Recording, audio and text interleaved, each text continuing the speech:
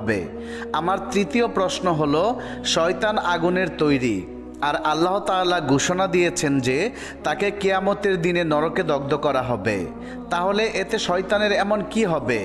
আগুন দিয়ে কি আগুন পোড়ানো যায়? অতঃপর নাস্তিক ব্যক্তিটি তার তিনটি প্রশ্ন শেষ করে বলল, আমি এই প্রশ্নগুলো ইতিপূর্বে অনেকজনকে করেছি, কিন্তু কেউ আমার এই প্রশ্নের উত্তর দিতে পারেনি। জানি আপনিও পারবেন না। নাস্তিকের এইসব কথা শুনে বড় পীর আব্দুল কাদের জিলানী রহমতুল্লাহি আলাই একটু চিন্তা করতে লাগলো। বড় পীরকে চিন্তিত দেখে নাস্তিক ব্যক্তিটি মুচকি মুচকি হাসতেছিল। হঠাৎ করেই বড় পীর তার হাতে থাকা একটি মাটির পেয়ালা দিয়ে এই নাস্তিক ব্যক্তিটির দিকে ছুঁড়ে মারল। সাথে সাথে নাস্তিক ব্যক্তিটির মাথা থেকে রক্ত ঝরতে শুরু করলো।